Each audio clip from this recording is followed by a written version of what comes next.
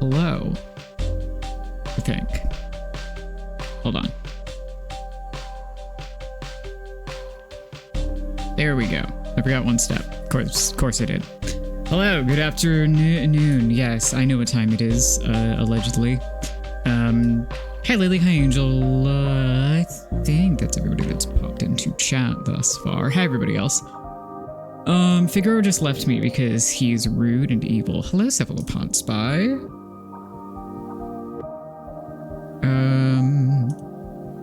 I miss my tiny son. Sorry, he decided that 17 seconds before the timer was over, he was going to fucking dip, which was really helpful and not at all frustrating.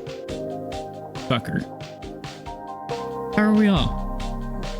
I'm still drinking my coffee. You're gonna have to bear with me. My coffee that I made, 2.5 hours ago? Yeah, something like that. I know. My silly little son. To be fair, I think it's partly because my boom arm made a horrible squeaking noise when I tried to move it. And he did not like that shit at all and decided, actually, I'm gonna fuck off now. No, it's a little cold for me, but like it's still drinkable. It's fine, is the point. It's fine. It'll do.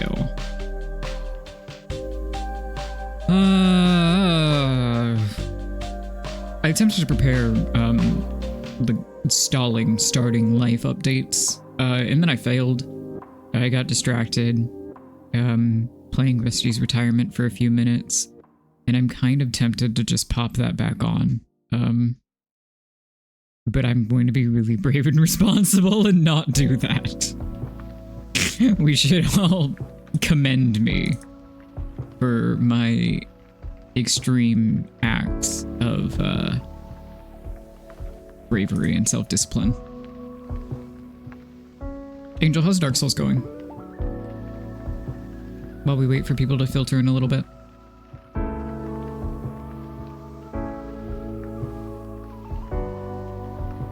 Because the shit that you sent me earlier tells me, questionable.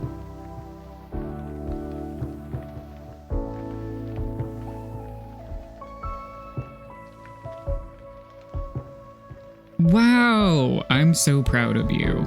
Will I ever be a boss in Dark Souls, or will I somehow manage to complete an accidental, oops, no bosses run? I mean, realistically, it will not be that, but wouldn't it be funny? Oh yeah, boobs. Boobs for sure.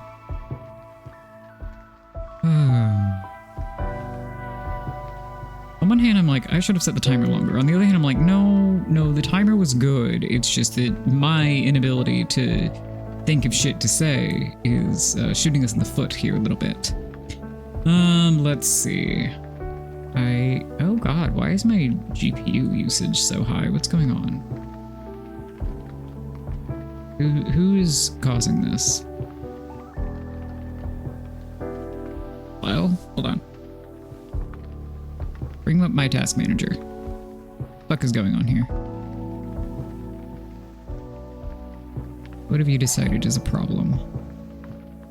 If I close my second Discord instance, is that going to help? Oh, you're torrenting, Tom? That's fine, that's fine. We can live with that.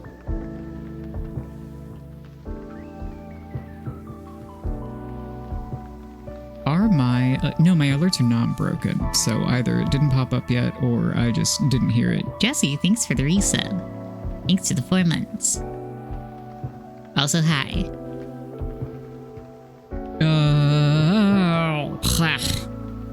I had them on this thing. Oh, am I covering the notifs? Oh, that's dumb. Okay, hold on. Here, let me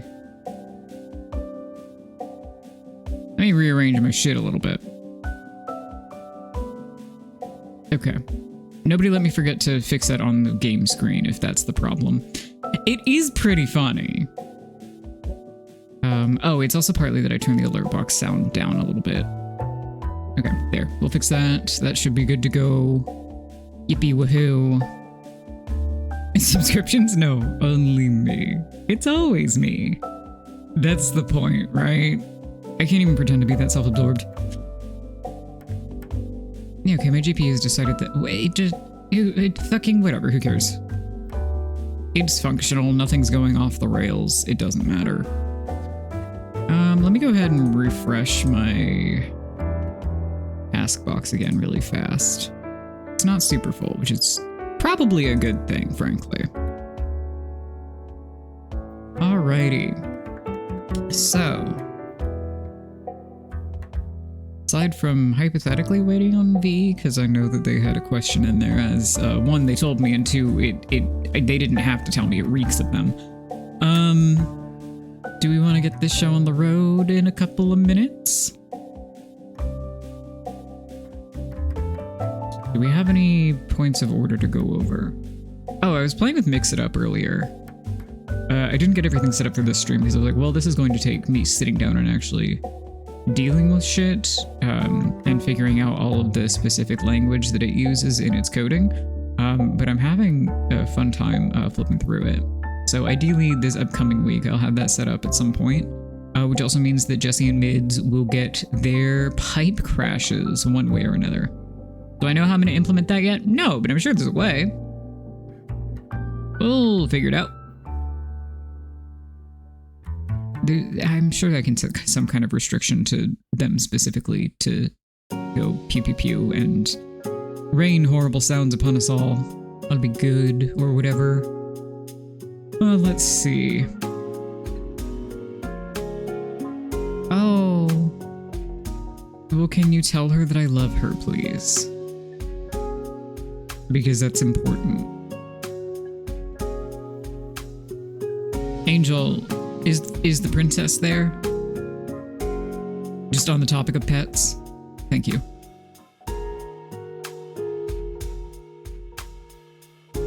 On the topic of pets who love my streams.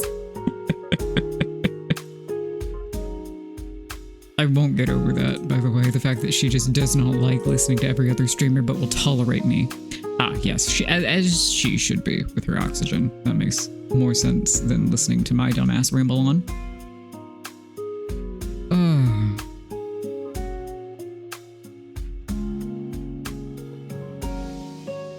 Sorry, my brain turned off for a second. We're doing really good, and this is definitely a good day for me to answer things about myself vaguely intelligently. Okay, so, much like the last two, I was gonna call them incidents. I guess that works well enough. Much like the last two Q&As, we will take questions from chat. If I miss them, I ask any mod, presumably Angel, to collect them and make sure that I address them all. Additionally, we have stuff from... I don't think I need to put anything in the Discord, which is A-okay. It means that I have fewer things to peek at, though if you would like to, you are still welcome to, as it will give me a notification, and I will go, ah! And it might be kind of funny. But I've also got stuff from the Neospring inbox, which is fun. And yeah, we'll just go through those until we have nothing left, and then we will move on to video game, and then video game will be dictated by... Or video game duration will be dictated by how EP I am, which is quite, because I have not slept well for several days. Sorry, the yawn was not intentional, though I wish it had been.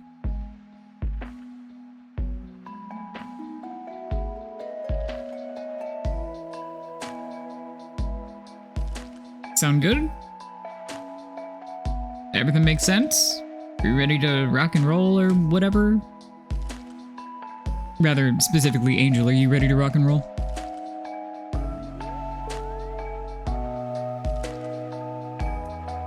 Fantastic. Alrighty, let me do a silly little update real quick.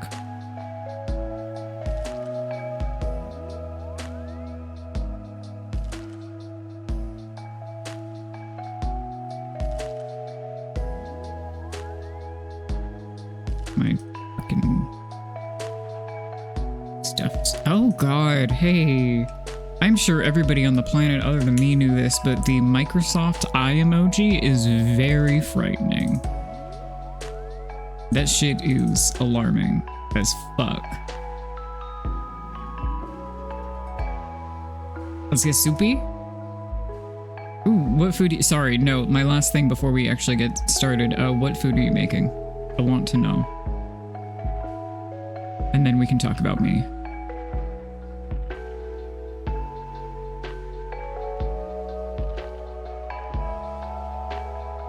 I don't care if it's not exciting. I'm just nosy as fuck.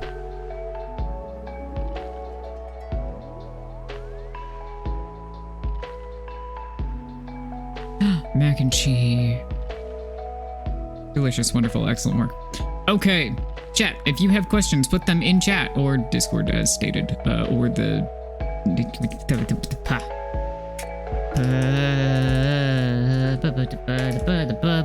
I should have made a fuck. Yeah, I think I spelled everything right. Or put it in there. You're out of mac and cheese? Well, at least you have chicken. Otherwise, I'll just start pulling things from the anonymous Askbox submissions and get going. Let's see. Question 1. Which is a really strong start, and this one I actually did think about for a little bit prior to, just so that I would have half an answer formed. If you had to be roommates with a single boss from Bloodborne for a year, who do you think would be the worst roommate, and who would be the most tolerable? So, the thing about Bloodborne bosses is that you have your, you know, like, standard issue, not standard issue, but you get your categories, right? You have your solid, like, monsters that are kind of just weird eldritch horrors. You've got beasts, TM, and you've got guys. You've got some people, humanoids in there. So I think that there are a lot of correct answers and incorrect answers for both of these, to me. However, the one that I'm going to go with for the worst is the one reborn, specifically because the ooze would be intolerable. I'm not prepared to deal with that. I don't want to, and I would be breaking the lease immediately. My second answer is Martyr Logarius, because we don't fuck with religious zealots in real life. God bless. Most tolerable... Let's see. On one hand, I kind of want to go with Gehrman, because in many ways he's just a sad guy. But this would depend on a couple of things.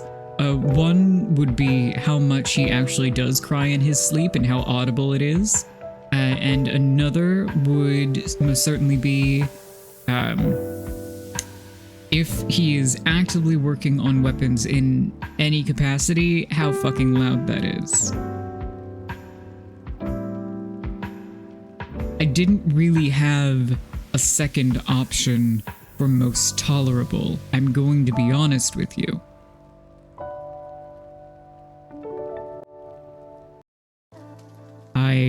I'm still trying to mull it over. He could fix the dishwasher. I could fix the dishwasher. But he could probably fix the dishwasher without dislocating his hands. So there is that. Tapping my temple. Great point. My tentative most tolerable answer is Gehrman. Yeah. I don't think there are really a lot of good options here, but that is, I also believe, why the question was phrased most and least tolerable, not who would you choose to room with. Hello, Farron. Welcome in. The only question that we've addressed thus far is the most or least tolerable roommate for a year out of Bloodborne bosses. I could have phrased that so much better. I could have just reread the question. My least tolerable would be the one reborn because they're oozy and disgusting.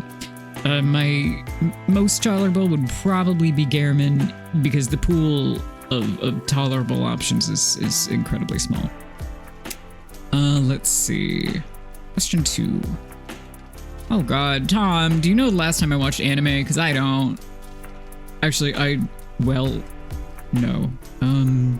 I don't think the most recent time I watched anime should count, though, because we don't need to talk about that.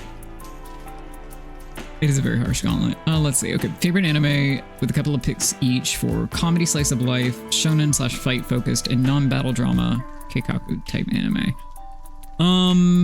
Okay, I'm gonna go for probably old deep cuts that I don't do favorites well anyway, so it's mostly what's coming to the top of my head. Probably my personal most iconic slice of life anime is Lucky Star.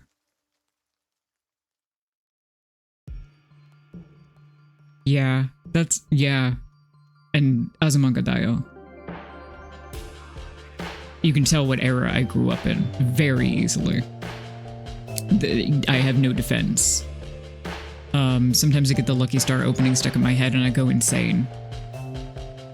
I'm not good at them! I will spin on them for about 1,000,000 years, and it's... I don't care if this is about as well as other people do with them. I'm autistic. And so are most of you, I think, but that's not the point. This is about me. I would say yes. I have not watched it in a very long time, but I found it very fun. I would recommend giving it a shot. I was a lot more into Lucky Star than Azumanga Daioh, but both were good. But yeah, I don't think you could go wrong giving Lucky Star a shot. It holds up. Yes, okay, of course you would know. This is affirmative, not derogatory. Oh, maybe we should do a Lucky Star watch. Maybe that would be fun. In Discord sometime. That could be entertaining. We could do that. Let's see. Shonen / fight focused.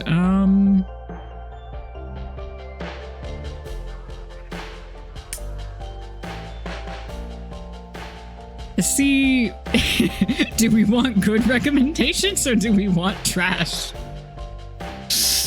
I don't really watch it either. That's why my fucking suggestions are from the early 2000s. Well, mid? I don't know. I don't know what years are. Only watched a bit recently, but I was like, oh, this is just bitching about anime. Yeah. Good or trash that you love. Don't watch K-Project. Don't watch K-Project. Just don't do it. Why not? Didn't you just talk about that the other day? Mind your business. Just mind your business.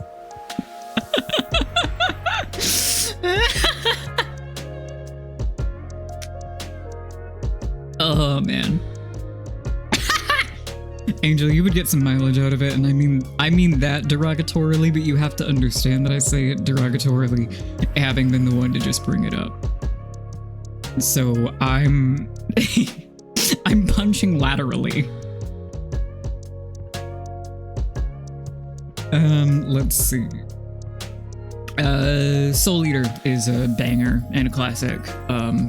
That's not an abnormal cut at all. I forgot all of the obscure anime that I've ever seen in my life, to be honest. I'll drag you down with me, yeah. Cute oh, fuck. Ivy, great timing. Tom asked for my favorite anime recommendations, and one of them was specifically shonen or fight-based category.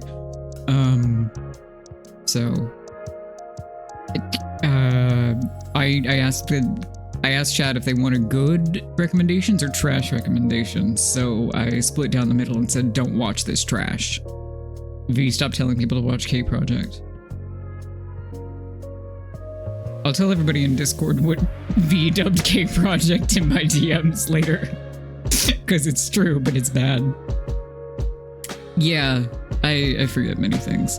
I really liked the Sengoku Basara anime. I have not watched that in well over a decade, but I had fun with it.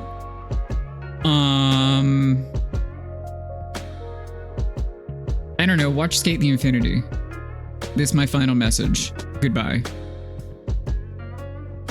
Okay, but it is Gay Project, and that's not a joke. And if you watch Gay Project, for the love of God, watch the dub. I'm serious. This is not a bit. This is not a bit. The dub is gayer.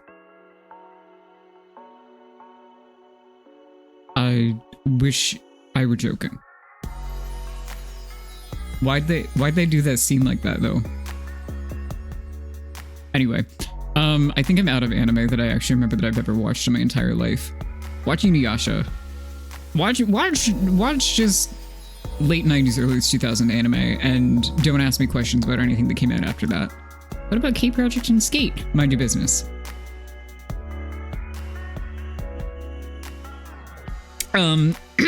Okay. Is there anything else in chat? Somebody else ask a chat question, or should I go back to Neospring?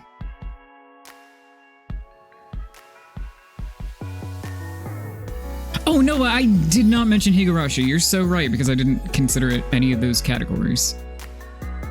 Watch Higurashi. It's got a remake? I don't know, I haven't watched it. I'm a fake fan. I mean, I guess it does count as slice of life.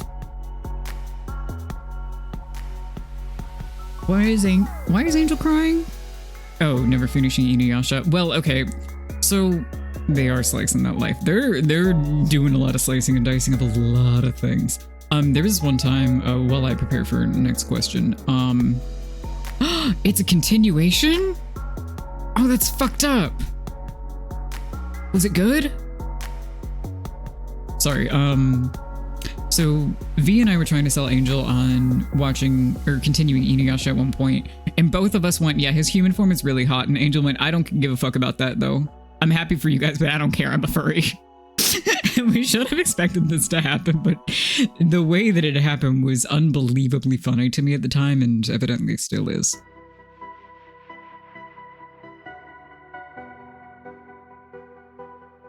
Very good. Oh god, yeah, the VN that I've been meaning to play since, you know, I watched the anime and went, oh my god, this was a visual novel, and then never played it. And now I'm an adult. Now I'm well into adulthood and still haven't done that. Yeah, that. Listen, I can get down with a guy with dark hair and cold eyes, okay? It's not that... It's not that complicated. I know it's really long, but I want to. Having the ability to play it versus having time versus attention span as an adult to play it, fight. Let's see. I'm sure there's a more like weird anime that I watched in my formative years that I forgot to mention, but we're moving on. Let's see, what else do we got in here?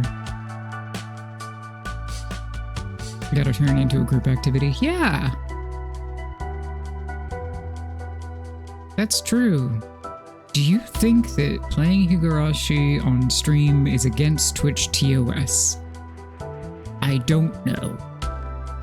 These are things that I might find out eventually. Alright, do we got any more chat questions? Listen, it shouldn't be, but Twitch TOS is kind of weird, and also Higurashi is definitely weird.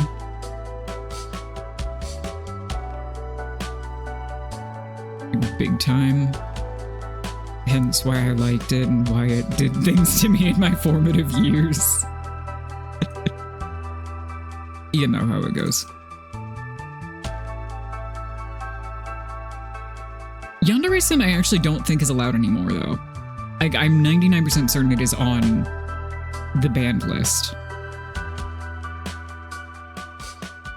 Yeah, no, that makes sense, Farron. Okay, cool. Then...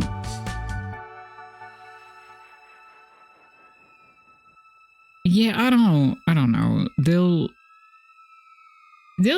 do a lot of stuff and put a lot of stuff on the no list. Anyway, all right, Ask Box, let's go. We got 4 more in here. Okay, on the, on the incidental topic of Higurashi, do you believe in ghosts or spirits or whatever, and have you ever had anything paranormal happen to you? I desperately want to know who asked this one. That's the whole point of anonymous questions, but it does set my brain into overdrive, so excellent work, everybody. 10 out of 10, cheers. Yeah, I've seen a couple of people scoot Fear and Hunger under the radar, and it's like, you gotta do it while you're small, you know? Or when you're big enough that Twitch just won't care because of the revenue. Anyway, so starter question. Yes, I do. I do believe in ghosts / spirits / whatever. I hope this helps. This should genuinely not be surprising to literally anybody who knows me. But that's the point of a Q&A, right? Allegedly, or something. I don't know, you people paid for this. Have I had anything paranormal happen to me? Probably. I immediately went, I don't know, and then I remembered all of the things that I have told people, and I'm like, yeah. Some of which are probably best left unrepeated, but like, the old house that I used to live in, was definitely active, but mostly just in completely innocuous ways. I'm not going to talk about... Okay, wait, no, that one I'm going to talk about because that's less paranormal and more extremely funny. I'll talk about that one at the end of this question. I mean, that shit was funny. It's these Jersey stories we shouldn't talk about. But it was just shit like thinking the cats were there when they were not, in ways that were not explained by the ways in which my brain works bad. Anyway, and my mom has had a lot more shit happen to her, which are also not my stories to tell. But one is like pretty innocuous. So she would tell a story about one of the, I don't remember if it was an apartment or a house, but one of the places that she lived in, she moved into, and there was what she described as like a child ghost who moved around her bananas all the time. Please note, my mother does not sleepwalk or have any like dissociative episodes that would explain this instead, but specifically bananas. And I have always found this to be just the funniest possible option. Bananas. Yeah, consistently always the bananas. The house that I mentioned with like the cat stuff, when we moved in, I was very small, and she was also, it told me much later, like, yeah, there was some weird shit going on there, but basically she smudged the house and told them very politely to get the fuck out. And then there were no more problems, so it was okay. But yeah, short answer is yes, I believe in that stuff. It would be a little bit shocking given my background if I did not, I feel. I don't know, not that it's exclusive, but non-white homies that were raised to respect the spirits and the dead rise up or something? I don't know. But yeah, I've been fixated on the bananas for my entire life because it's just so specific.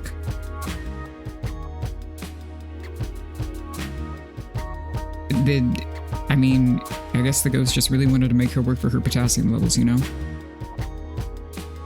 Anyway, let's see.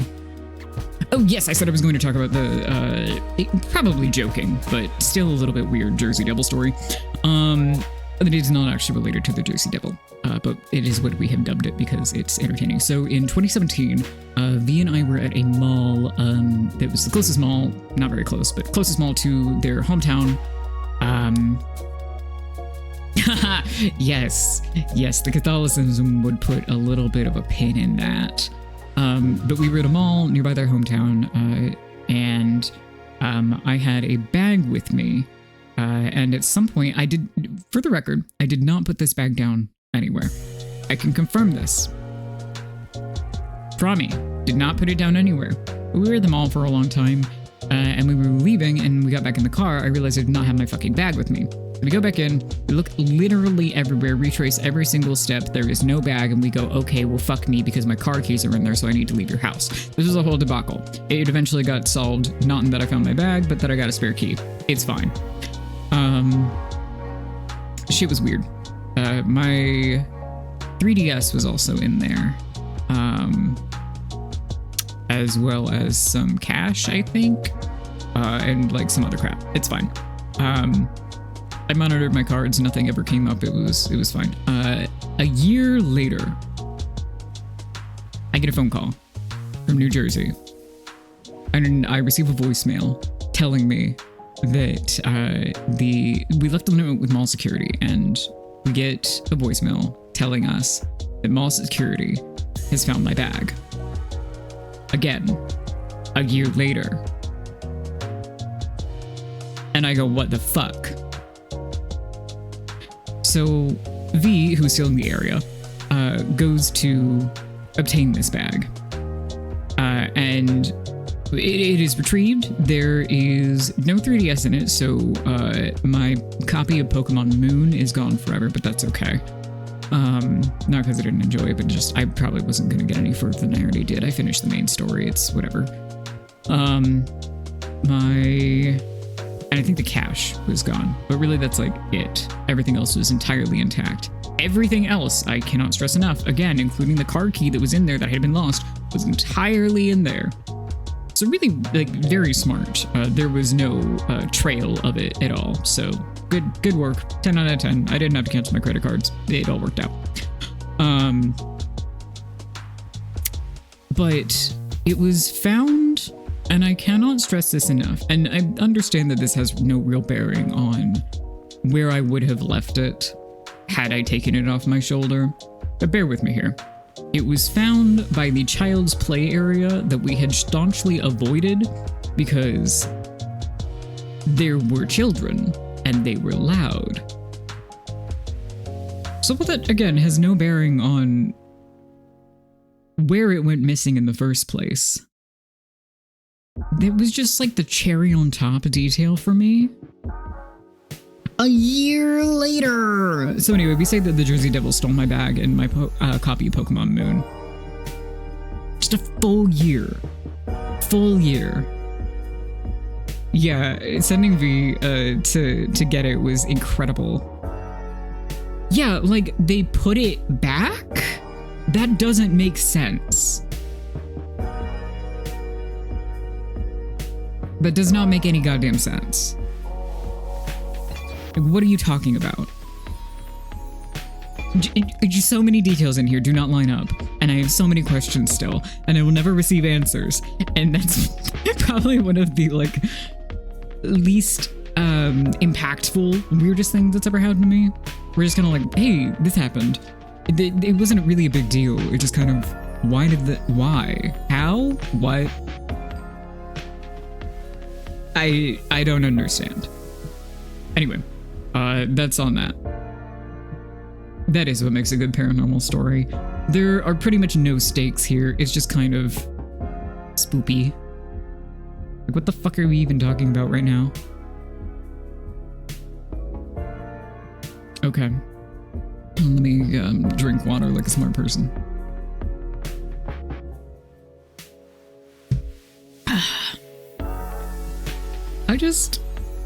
How did it go missing? Why did it come back a year later? Why was it there? Why didn't you steal my credit cards? Again, smart, but... Oh, you have a chat question for me? Okay, hit me. Mix it up a little.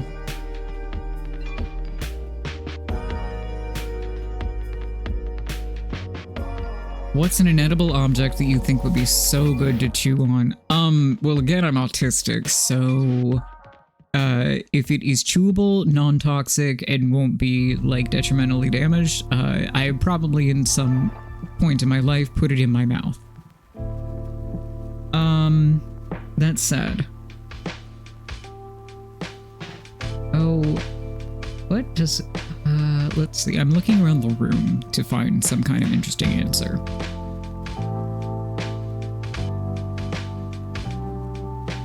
So my first answer of what is not good to chew on, let's start there. are the little balls that had the little Pokemon toys in them. They were horrible texture against my teeth, but I did bite Pikachu out that bitch, okay? I did do that, 100%. Let's see.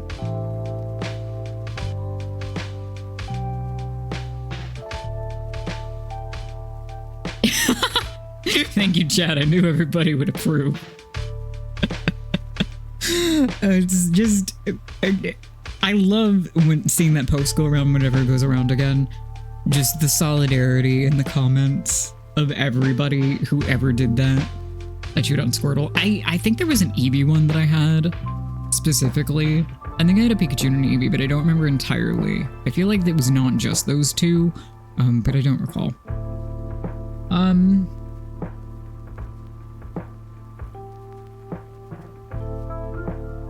What's chewable? My brother sucked the irises off his Batman toy's eyes as a kid. I cannot top that. I don't have a response that will be funnier than that. The question is canceled. I chewed on Polly Pocket clothes a lot as a kid. Creepypasta title. Yeah.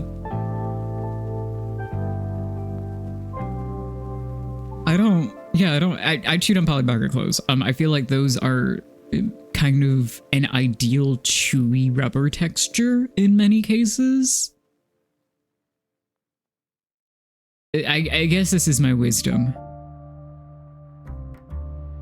Oh, you're thinking about chewing on Pokemon cards again? Polly Pocket clothes were the perfect chew toy. I did swallow a skirt once, and then I got so upset that I cried because I thought I would be in trouble. This happened to me a lot as a child.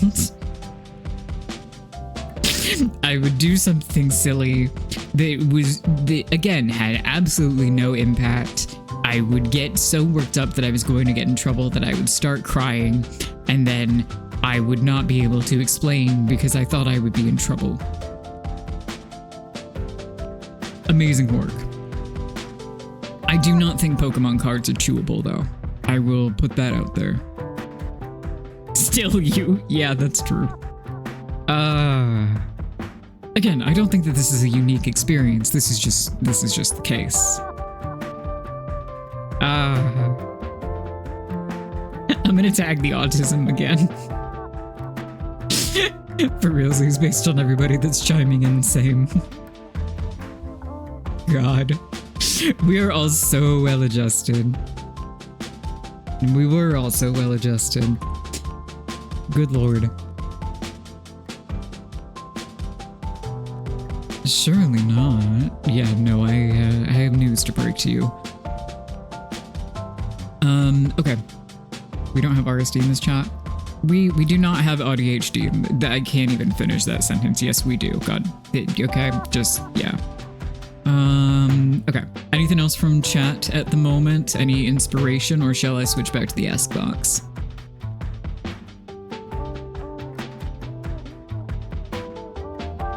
This is relatable content, good to create profitable parasocial relationships with. You're not wrong.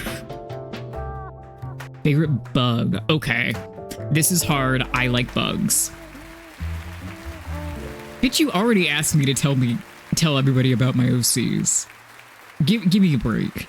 I'll lump that into the question in the Ask box. It's most certainly not from you. I'm feeling so parasocial already, says guy who is already your friend. You are here to harass me. You didn't do it through the creative Q&A, so now it's time for you to beat me with a hammer. Okay, favorite bug. I like bugs. I like many bugs. I like arachnids, because I'm annoying and a Scorpio, and I enjoy them very much, and I point at them and I go mood. So the Elden Ring DLC was made for me, and part of the Nightmare of Mensis is also made for me. And yes, I do mean the Nightmare Apostle spiders, because I am mildly deranged. Let's see. I like bugs that camouflage themselves, so I like katydids a lot. I like winged insects that will like the butterflies and moths that will trick birds with little dots on their wings and stuff. I mean, yeah, you can tag Vriska, but frankly, I liked the Scorpio stuff way before Vriska Circuit ever existed, so really, she jacked my style, which is probably the most on point thing I could have said there. See, Nightmare Mensis isn't even the DLC title, that's just in there. That's just a place. But also, yeah, it is a period joke. Cheers. Let's see. Bug. I also just really like butterflies a lot. I also like moths. But moths have less iridescence and I am a sucker for it. Yes, the Viscerally Feminine video was really good. I liked that quite a bit.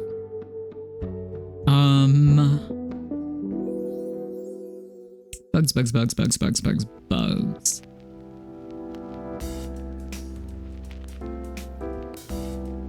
I like mantises.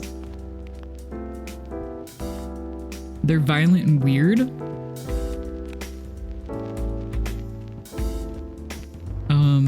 I like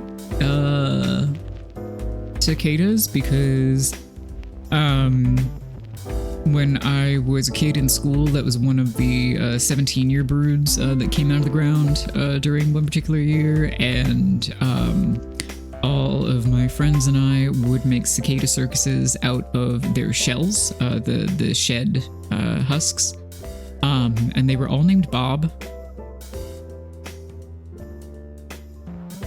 I couldn't explain that one aside from the fact that we were in elementary school. I love them, but that's because I'm a problem. We had one recently where V went out and collected a bunch of cicada wings out of our apartment courtyard at the time. Yeah, I can see that happening, really. I don't know that... I mean, my mom thought it was cool. I don't know about the other parent, but he's not relevant, so it's fine. I like Bug. I enjoy Bug. Bug cool. Oh yeah, no, people would fry them up less often around here, but it was still definitely a thing. I think my dad actually talked about that as well. But he's a country boy, so not of Appalachia, but sorry, hold on. I'm out of allergy meds, so I keep kind of choking on mucus, which is really, really attractive. Let's see. Do I have any other bugs that come to mind? Probably, but as addressed, Eepee. That was not favorite bug singular, but I like bug. It is free protein, also crunchy. Everything kind of is acceptable when fried.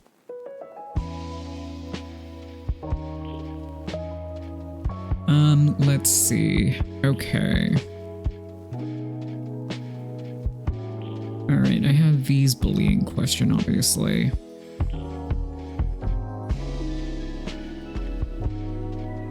All right. Bug. Sorry, I'm still fixated on bug, apparently. Admittedly, is kind of entertaining. Okay, so the question out of the ask box that is most certainly not V. Ooh, I like that the caption said ass box. Excellent work.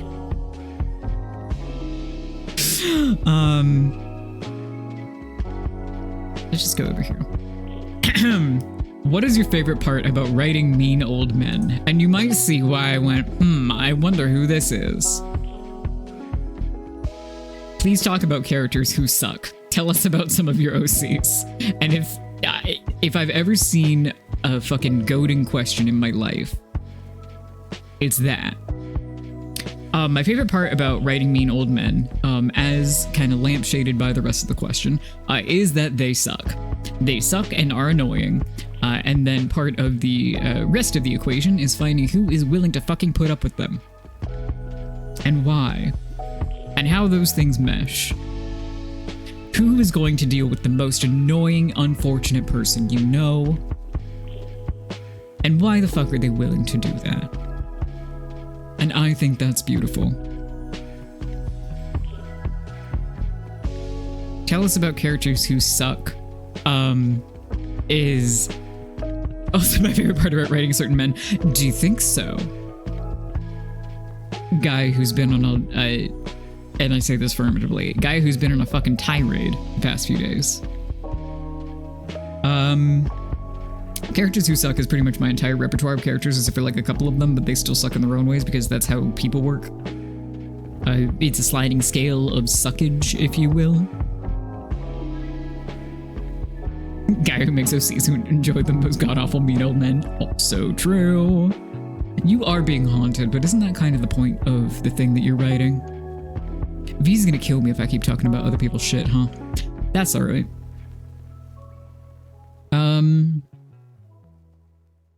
Tell us about your OCs is a tough one. Hey! Don't agree with me.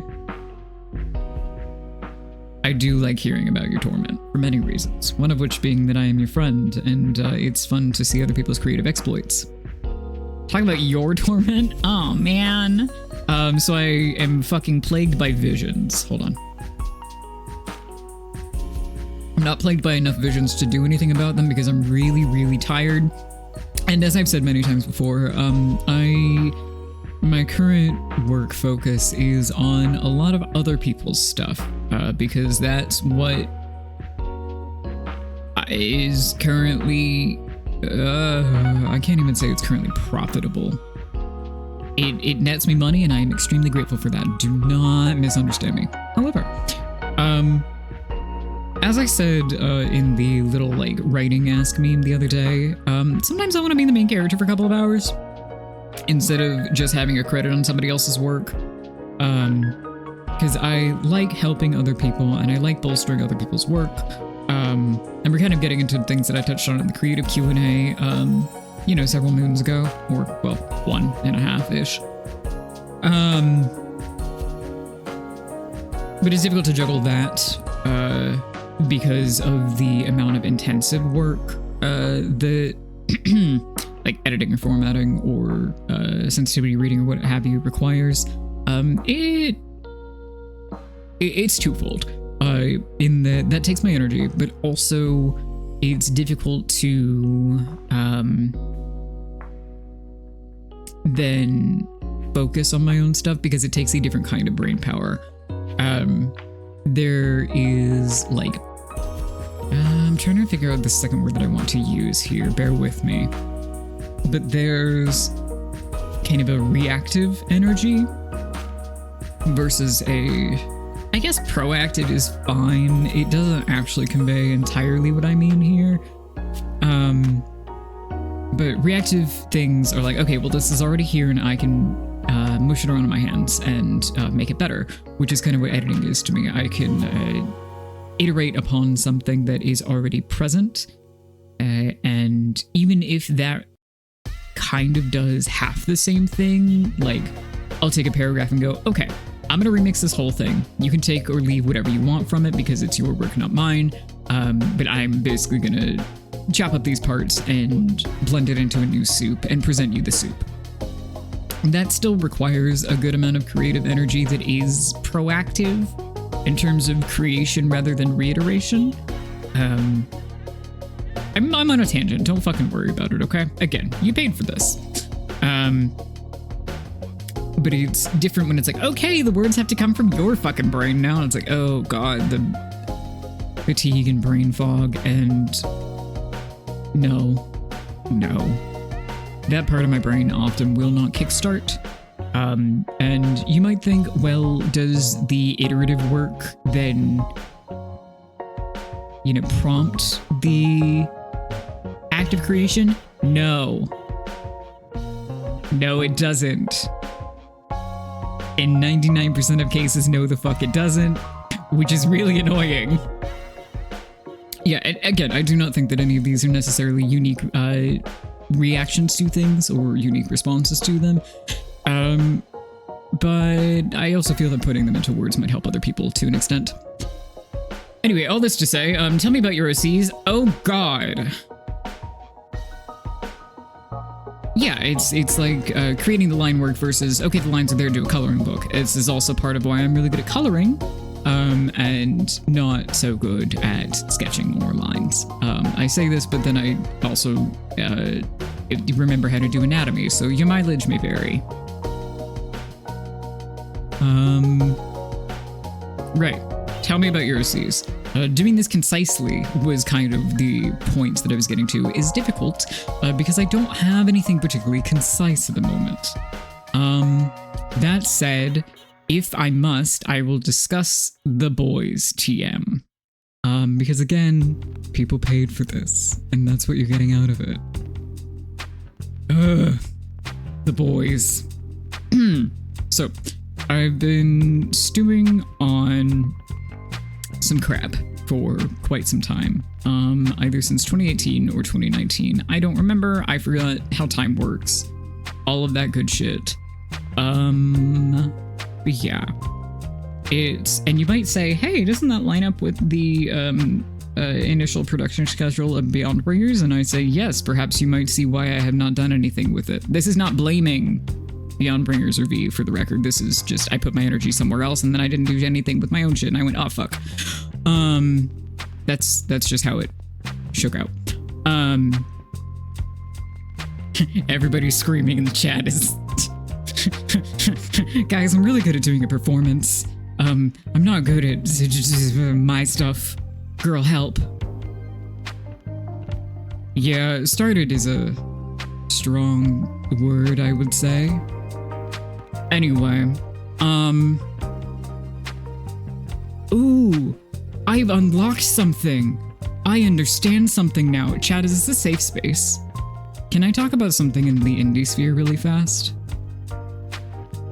Is this a safe space? Okay. I'm gonna start with the disclaimer that this is not ragging on anyone who does this.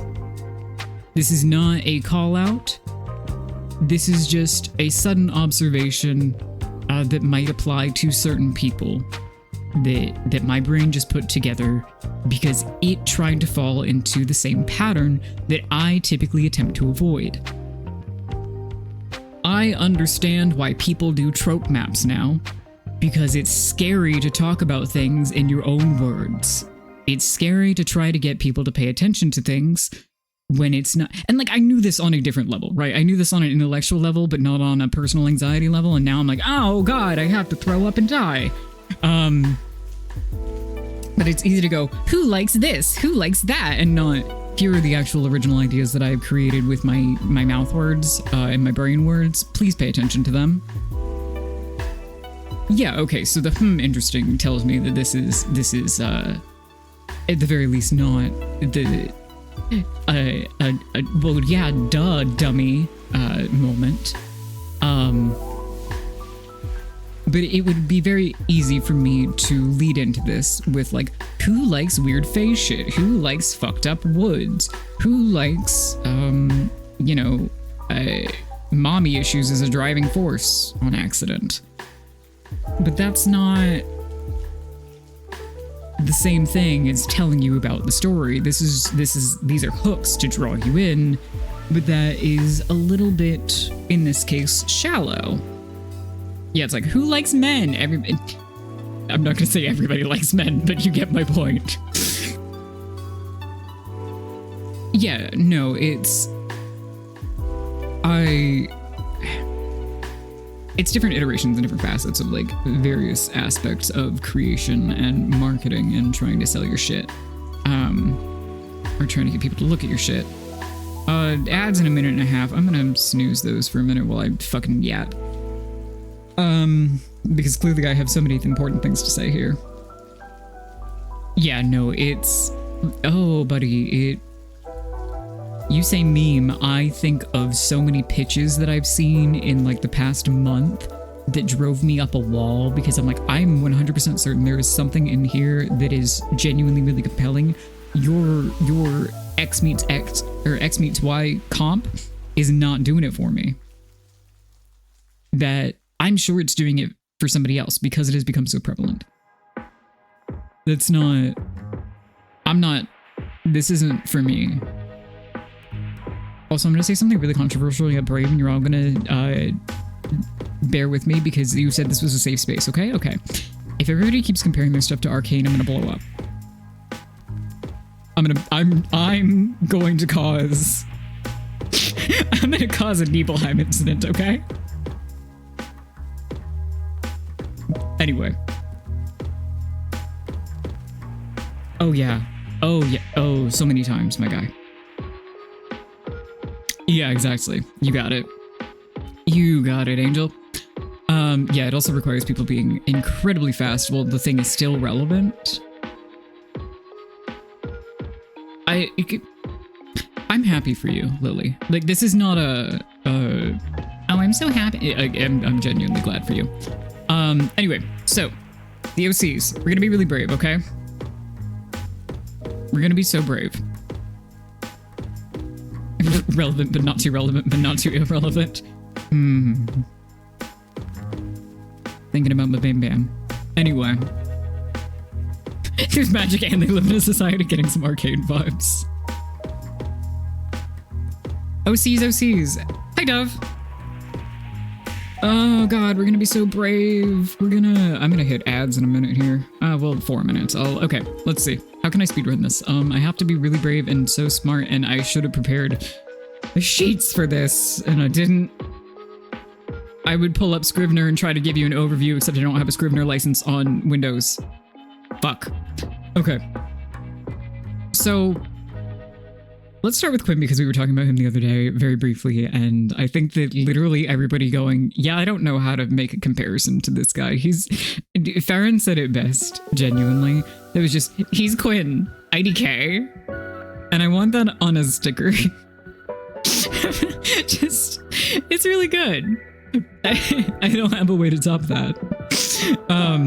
I've somehow reiterated upon the affable white boy protag uniquely enough that making comps to him is fucking difficult. Yeah. He is yeah, I was gonna call him a funny little guy. Sure, we can go with that. He's a funny little guy. God, the ad notif. Okay, ad's in like 3 minutes. Let's see if I can get through his description in 3 minutes, shall we? In a way that makes sense. He is a funny little guy who has severe abandonment issues that he doesn't really want to address, because if you're a fictional character and you have abandonment issues, why would you want to address them? That would be silly. That would take all the tension out of the plot, right? Yeah, see, I said that and I knew that somebody in chat would call that out. Yes, he is a pretty serious big guy, to be fair. He is an outwardly very affable person with shit just deeply wrong with him. He's got, oh god, describing personality sucks, actually. It doesn't suck. I'm usually decent at it, but I'm EB again. Let's see. He's got 2 loving parents, a sibling that fucked off, a mom that died and undied, who might be one of my most interesting OCs, actually. Her name is Cassandra. We like her. Just fucking family of big old blondes is the point. He is both extroverted and does not like other people very much. Listen, I may have a bit of a brand to uphold, and sometimes characters die and undie, and we all just have to live with that. Much like they have to live with the consequences of being thrust back into the world. Where was I? I don't know. Where the fuck was I going with this? I want to say a very silly, shocking thing, but technically if I'm putting this into a manufactured format at a later time, I don't want to spoil that part, so never mind. Big old blondes. Yeah, okay, fair enough. Yes, extroverted, doesn't like people very much, keeps most things pretty close to his chest, and also has some really impressive anger management issues. Because why he's a blonde white guy. Bottom text. Those come baked into the cake in my experience. I haven't actually said anything remotely interesting about him, have I? He is allergic to strawberries. Is that helpful? Ads are starting in a minute. I'm gonna keep rambling and see if we can draw interesting things out. Or maybe Angel can ask pointed questions, or somebody else can ask pointed questions and remind me how to talk about characters. Thank you, Sarybot.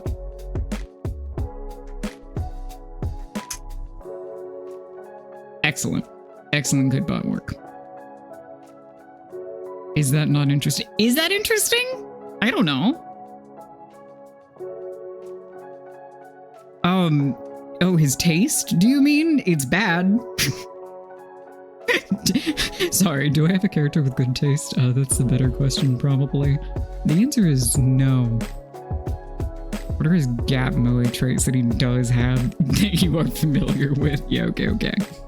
I'm writing these down. What is he into in life and people? What are his gap moe traits? You are biased, but I mean, to be fair, I am preying upon that bias somewhat. Because you are not the only one in the world that is into a big blonde man with anger management issues. What we're hoping for. Did I start with Quinn because he's a little bit more difficult for me to describe? Probably. It was mostly because we were already discussing him the other day in, the vaguest of terms. That's about his extremely specific eye color. Okay, you want me to be gay on stream? You want me to be a homosexual? Yeah, no, he's kind of, it's not that he is exactly the same, it's just that it's, oh, actually, no, you know what? I know what I'm going to tell the class when we return. It's because you want to be a homosexual. I see. Okay, cool.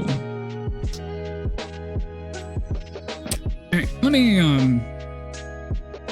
while I process all of these, let me go tell Blue Sky that we're talking about my OCs for most of my life.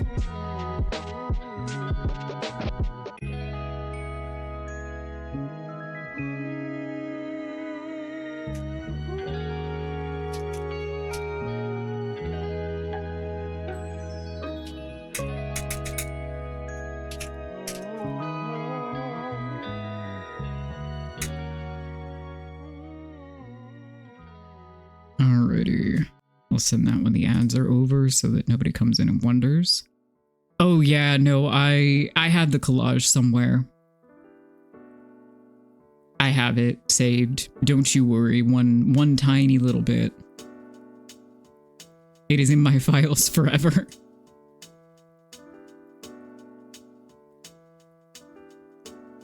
Alrighty. Welcome back from ads. I have received many things. Okay, so let's get back to talking about Quinn in a way that actually makes a little bit of sense. I'm going to put V's question second because I think it's maybe the funniest. And I don't want to lead with the content. However, I will start with Angel's because Angel is gay.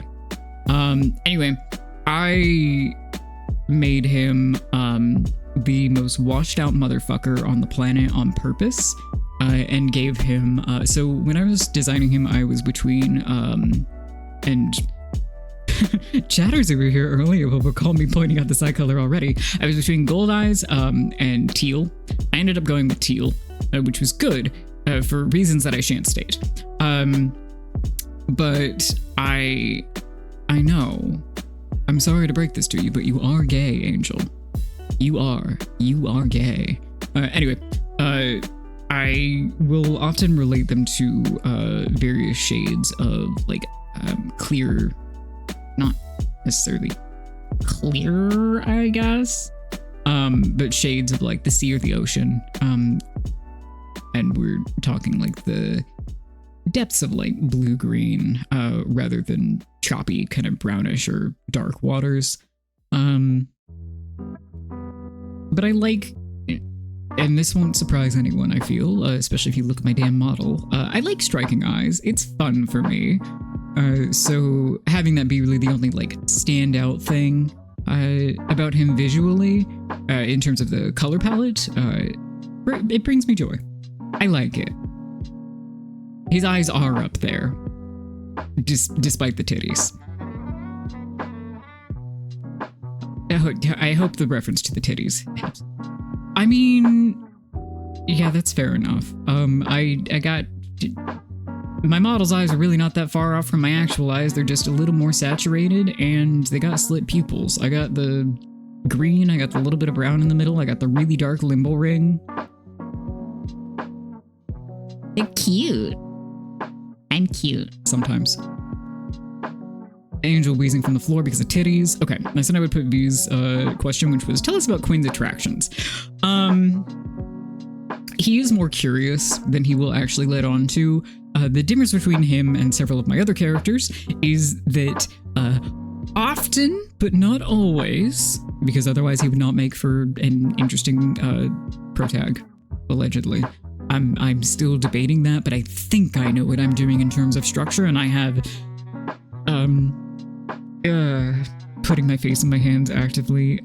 This is why a live 2D model would be very fun. I have great news and I have terrible news. It's good news for everybody else, it's bad news for me. I think this is going to be a 2 or 3 book series. I think I've done this to myself.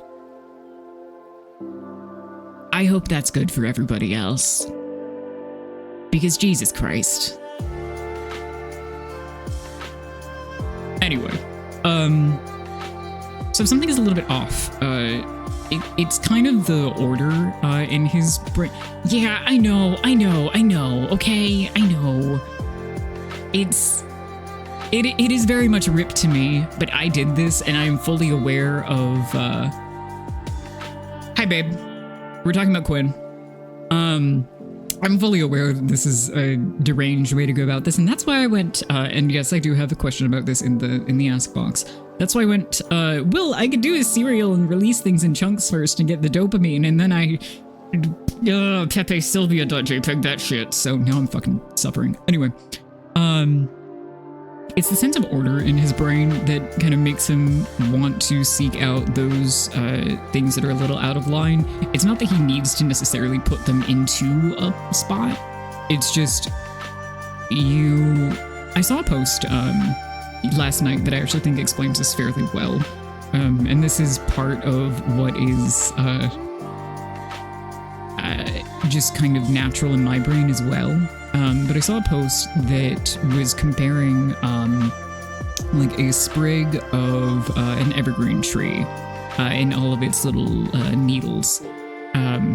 And on the sprig itself, as it was intended by nature, it was labeled as order. And then there was an image below it of the sprig fully like sheared with all of the needles laid out in very, very neat columns, with the branch itself, like each of the little bits off to the side, like everything very regimented, labeled as chaos instead, because the natural order of it is to be that fully formed sprig, is to be that somewhat more random looking assortment of things, and then a more chaotic order of that, per this visual, was taking it out of the way that it ought to be and putting it into chaos. I could get into like chaos theory with like math and stuff, but we're not going to talk about that right now. We're talking about gay people. Anyway, that kind of reflects in that it's like, okay, I need this to make sense. So what the fuck is going on over there? I think that influences a lot of how that variety of curiosity works in his brain. Unfortunately, this also means he has really, really bad taste in everything. Bottom text. I do not defend his romantic exploit, shall we say. Look, buddy, it's transient. IDK man, I think it depends. It's a really good trait in a protagonist, which makes me glad that he's not, like, he's kind of the easier choice of the two boys TM to lead with, but he's not an uninteresting choice. Angel, you are gay. But also I agree with you, so. Yeah, his attractions are kind of, despite that order in his brain, he is interested in the deviations, at least from that order as he understands it or as he is taught. Fucking weirdo. I like him. It is better than having some dumbass who just doesn't look into shit. Your protagonist has gotta be, if not like stupid, then they have to be cognizant of the risk taking. Or at least they have to take the damn risks. Lick the rock. Yeah. God. The Rock. Really good.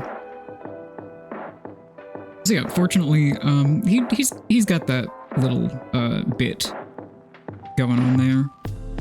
Otherwise, he'd be boring as shit, and I would have to get a lot more complex a lot faster because I would have to put the other boy first. That would be weird. It would be doable. It would just be weird. So, Farron asked, what are his Gapmoe traits that he definitely has? And then followed it up with a message that I quite enjoyed. Which was, I think what's interesting about him is the gap there between personal and professional that isn't actually a gap at all, which is true. So what I'm going to lead into this with is I didn't realize my OC was autistic until several years into his conception, and then I went, oh, I got it now. Okay. Yup. I also didn't realize that he should be trans until like a year or two later. Average experience for real autism havers, yeah. It was, Jesse is going to laugh at this, because these were two separate incidents of IRL and OC realization, but they did happen around the same time, which made me giggle. Is that I went, oh yes, his older sibling is autistic. Defo, 100%, easy. And then it took me a while to go, oh yeah, that person that he looked up to, yeah, no, he's gotta be. There's literally no way. There's also no way both of his parents are not autistic. Oh man. So anyway, that is the somewhat meta Gapmoe, I feel. That also explains kind of the difference between personal and professional being a very thin line at best. The specialized younger sibling autism, yeah, basically. They're just a funny little group. They're just so fucking weird to me. Affirmative. I like them very much. Yeah, there's a little bit of insight into his horrible little brain. I'm still deciding what hairstyle to give him in this iteration of his existence. To tune in later to figure out what I decide. Question mark. Exclamation point. I don't know.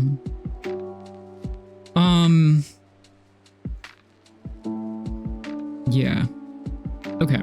I realize I still have a boy to address, but I need a break from those boys, I think. What other questions do we got? Unless somebody has a question about Quinn and all his weird-ass glory.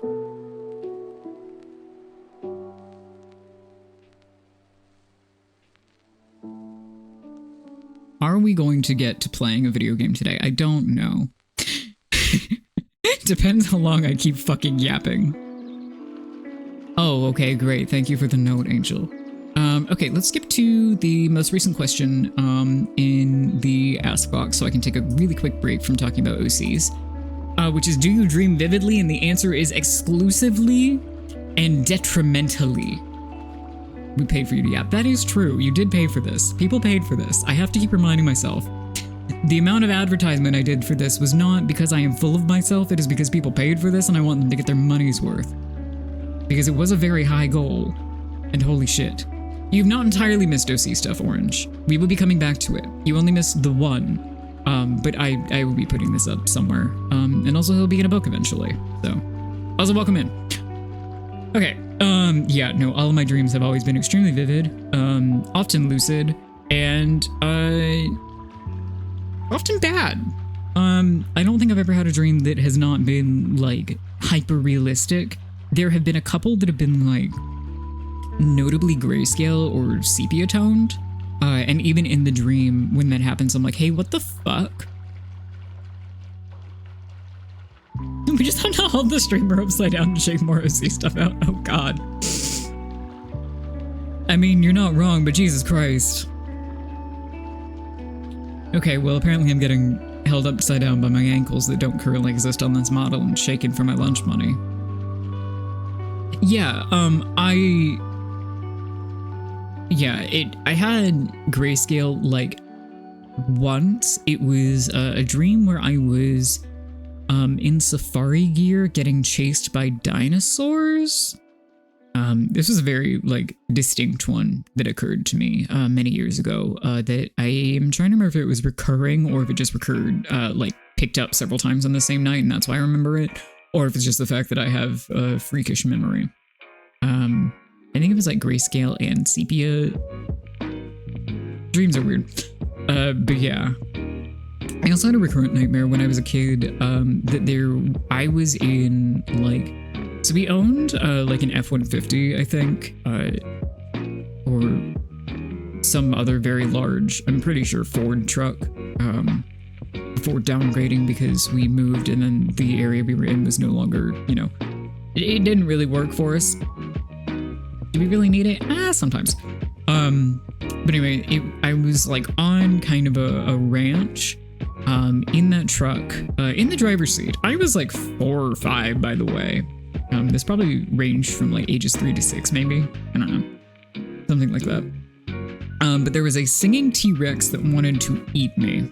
And, there were various, like, iterations of the end of this dream where indeed, I was, like, trapped in the car or otherwise got out of the car and was trapped by the T-Rex. My point is, I was a very normal child.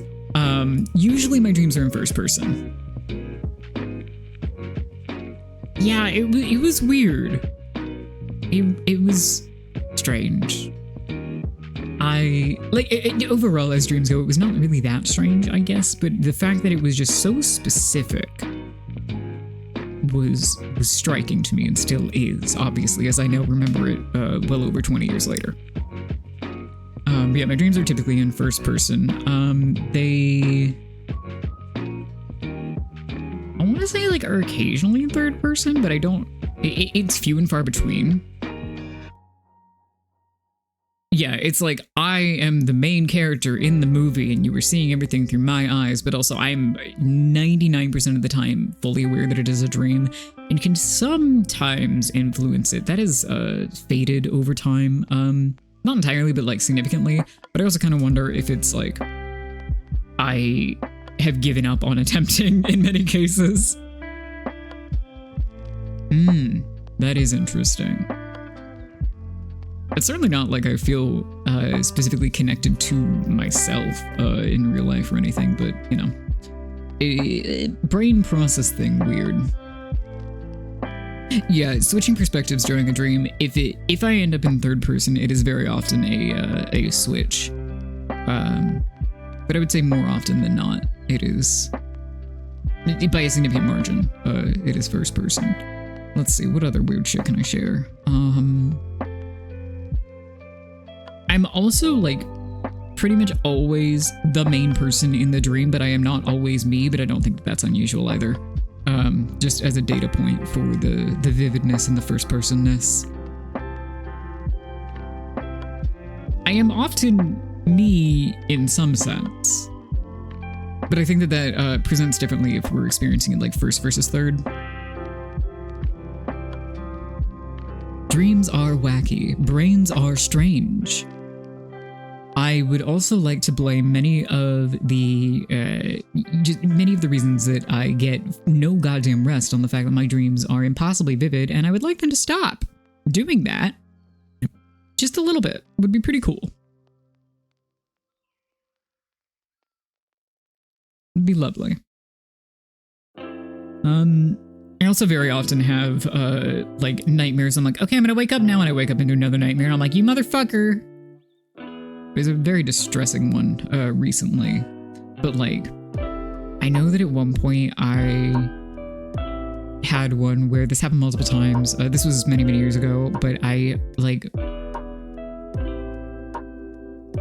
trying to remember the details, because here's the thing, is that even though it was a sequence of nightmares, I know Shrek was involved.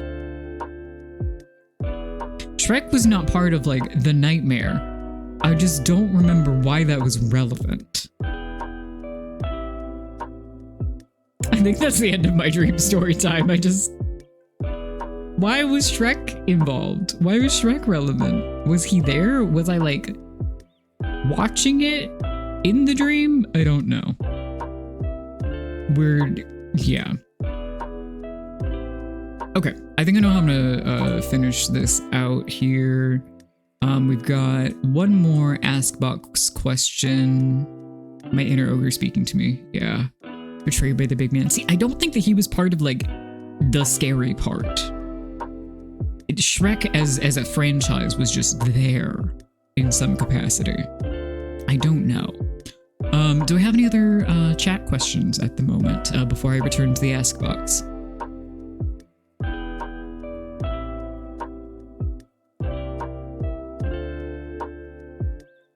If not, that is a-okay. I just hadn't checked since the Quinn spiel.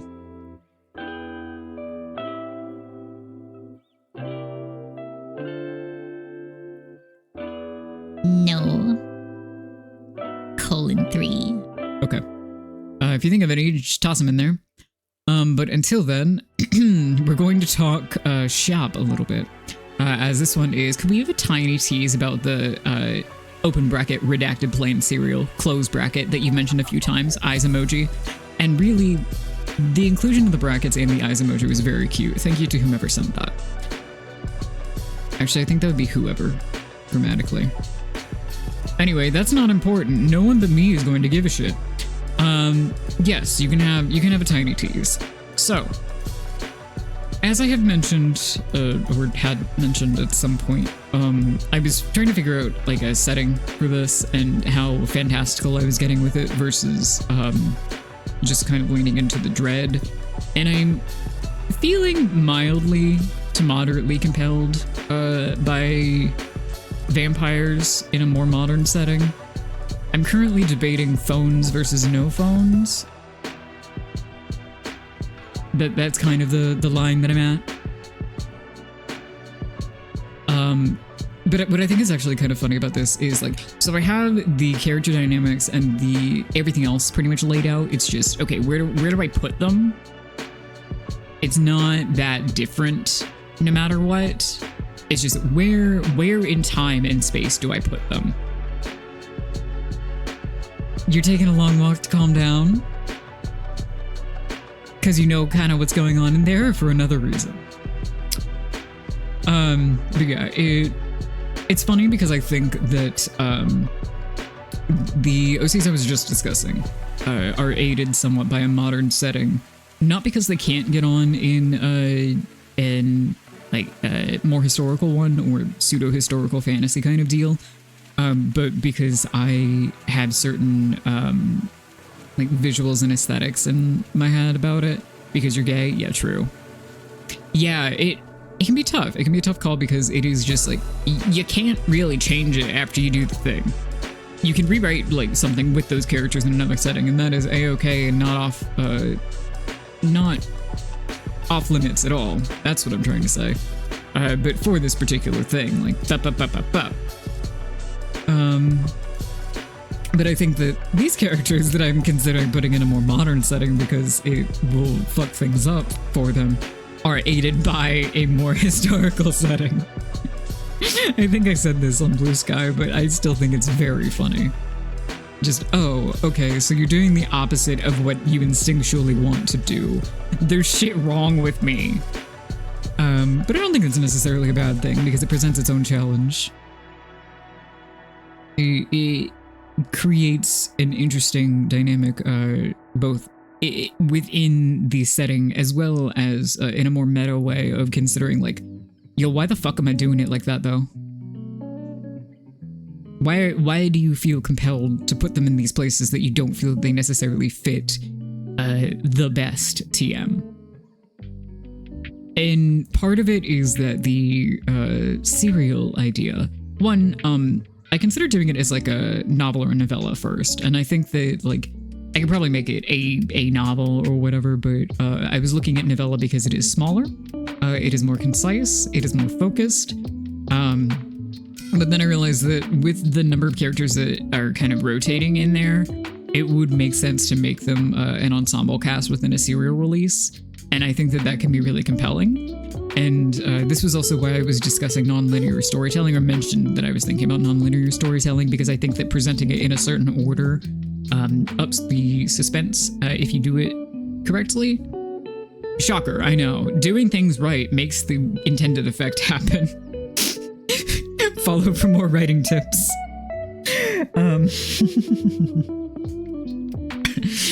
Genius shit coming out of this. So now I'm very interested in trying to figure out how to make that work out, because I think that providing different perspectives on occasion, I like when stories, whether they are novels or serial releases or webcomics or in whatever format they are, have different POVs, especially if they are all limited, or if you then have like a whole omniscient section where you go, oh no, I see all the pieces and the characters don't, so long as it's, you know, not done in a frustrating way. That I feel should be kind of the unstated caveat this entire time. But I think it's fun. I think it's neat. It does also mean that you have to kind of plot the whole thing out and make sure that you don't deviate too heavily, but also provides a lot of flexibility in terms of, oh, okay. So I talked about this in the Ask Meme as well. Oh no, I have to pee. That sucks. I talked about this in the Ask Meme as well, where I was kind of like, okay, so if I'm stuck, I will find the next point that needs to be, like, a next inciting incident. It doesn't have to be huge, it just has to be, okay, how did they get from point A to point B, C, D, X, Y, Z? And I think that writing it non-linearly, while it can throw a wrench in there, in terms of, oh, I had this great idea, oh fuck, this doesn't match part 1 that I already released. 1, you can do whatever you want and release a definitive edition later. Never forget that. You can do whatever you want forever. You can always go, hey, I wrote this, it was good, I had a better idea. If you want to release it piece by piece while you were still working on it. And then you can go fix it later. And go, hey, I'll release a better edition later, or a more polished edition later, or whatever the fuck you want to call it. And y'all can just deal with that. So it can throw those wrenches in there, but there are ways to fix it. But also it provides like, okay, so I know that point A happens here, and then we go to point E, let's say. How do we get between those two? What needs to happen in the middle? And can I make those parts of scenes, or do I need to keep them off screen? I think that what is stated and unstated are... Everything that comes out of my mouth, I feel, is very obvious. But I think that's just because that's how it works in my head. So hopefully it's at least, if not insightful, then interesting to hear someone's perspective on it. But I think that it is neat to kind of have that springboard of, okay, so I can have all of this stuff happen, and then what do I need to then either remove or add in order for it to be as compelling as possible? It's just fun. It's fun playing with audience perceptions. It's fun playing with what the characters versus the audience do or do not know. And I like the malleability of it. It's neat. I think it's fun. Anyway, the words that were about to come out of my mouth were not good. I think they were good for this audience, but they were just like generally not good. So instead I'm gonna redirect to something that is more palatable, which is who likes toxic yaoi? That's it. That's the sneak peek. Who likes toxic yaoi? There you go. You! And you! Excellent. Everybody loves toxic yaoi. This is exactly what I wanted. Thank you. Please look forward to Toxic Yaoi sometime within the year. It will not be finished within the year. Don't get that shit twisted, but I feel like it's wasting chat space. No, take up the chat space. Make it fill the whole fucking screen. It'll be funny. That would be a lot of spamming. You don't have to do that. Yeah, no, Toxic Yaoi. The book series is still fucked up, but slightly less toxic. This shit is a disaster. This shit comes with a lot of content warnings. There is no such thing as, oh yeah. Yeah. That's the energy we need. It is good for me, thank you. But yeah, this is the indulgent trash, but as in, oh, you picked that up out of the garbage and it's nasty. And we love nasty things. We love nasty garbage men. I love nasty garbage men. I literally just talked about the fact that I love writing fucking annoying people because they're really fun. Trash Gnome. Trash Gnome's coming to your itch.io page. I guess, hold on. I guess I'm going to do a little bit of, self-promo or whatever. If I can get it to let me into my thing, hold on.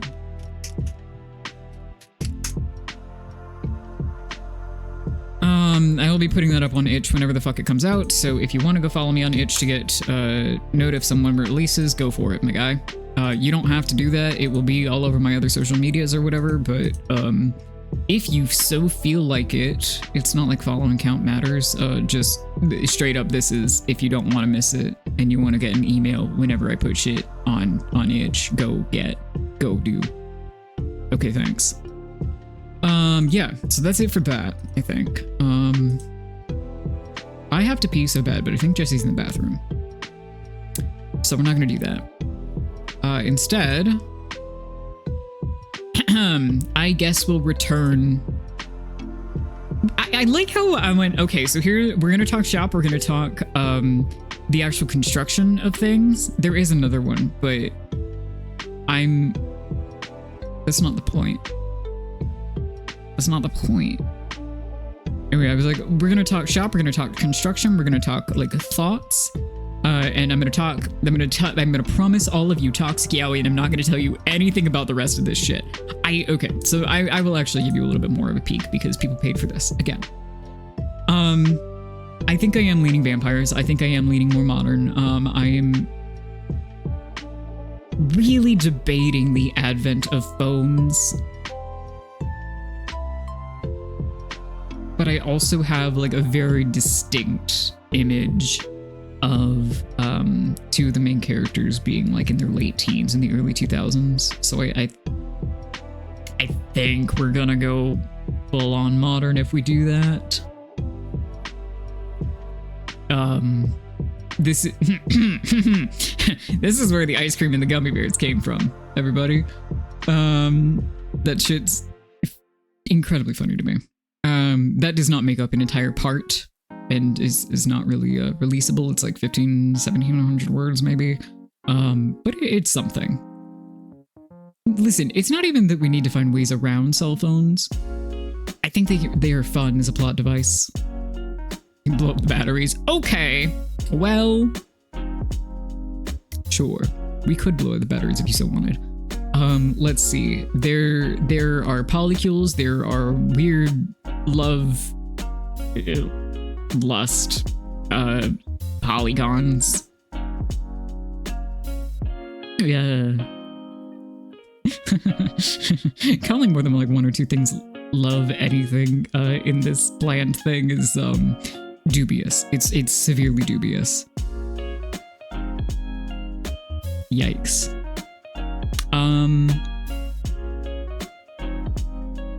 Yeah. So true.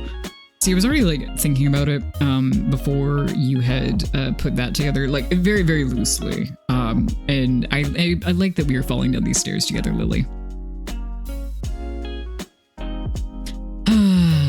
Yeah, here's the thing though, is that I like formatting different font faces for things. And I did do the PDF and EPUB of the updated Velvet copies that have a bunch of texting and other technology stuff in there. And I really like how I did that. So both, and also I have the, what was I gonna say? Shit. Did I fix those? Surely I did. Re-looked through them. Surely I did. Anyway, my point is that I have this code on the EPUB already kind of set. So, you can't hurt me, bitch. Yeah. Oh man, these dudes messy. Also trans people. This should probably go unstated, but perhaps it should go stated. Trans people. God bless. Okay, anyway, is it time to loop back to Navon now? Did we miss anything else? Is that everything?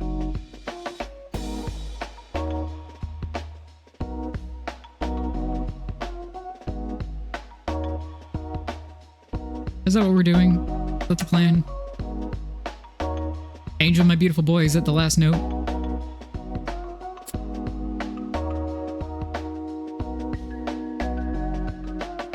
You don't give a fuck if we missed anything you want to hear about the boy. Okay. Chat, if you asked me a question and I did not answer it, please feel free to reiterate it at any time from here on out. I would be more than glad to address it. Unfortunately, your resident Askbox guy, Angel, wants me to talk about this freak, so that's what we're doing.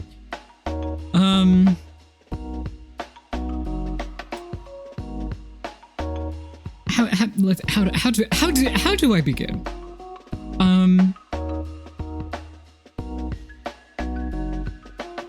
Boy, this dude's weird. Okay, in contrast to Quinn's pretty serious big guy, he is a dubiously serious little-ish guy, certainly in height.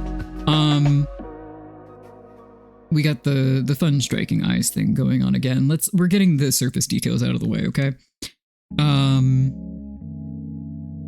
He is one of my babiest boys, and I'm not gonna say he's a cat boy, not a cat man, but a man with a cat personality. Yeah, he is cat. This is a dog-cat romance but taken to some very interesting lengths. But not, sadly, in the furry or anthro way. I'm very sorry to the plethora of the furries in Mochat. I like him. He's got problems. Okay, yeah, we're gonna start with the funny little tropes first because this is just how we're gonna lead in, I guess. No, I lied. I can't even say, do you like people who are effectively raised by wolves, because that's not even accurate. He's worse than that. He's worse than that.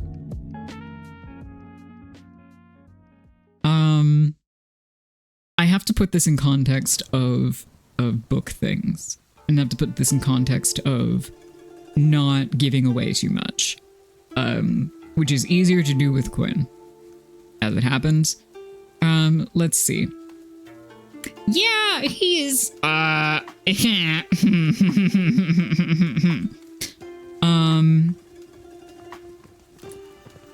this current iteration of him, lives in a funny little cabin in the woods, basically. Is largely, isolated from society, mostly by choice. And you remember... Yeah, he did. So, okay, let's do it as a contrasting thing, right? So I said that Quinn keeps everything pretty close to his chest, is extroverted, and doesn't really like people all that much, which, you know, I really can't blame him for. And is curious, but in a very specific way. Navon is also curious in a very specific way, but it's that it's not that he doesn't have any sense of self-preservation. It's in there for sure. It's just that sometimes he thinks he's smarter than that. And sometimes he's right, and the times that he is right are detrimental because they only bolster the idea that he is correct. Like, it's a self-fulfilling prophecy here. It's like, oh, okay, I got away with that, and I figured a way out of the bad situation, or I figured out a way to make this work for me, which means I should be able to continue to do that in the future. What happens when he runs into that wall? Great question. Ain't that just the point? What are we playing? Oh, God.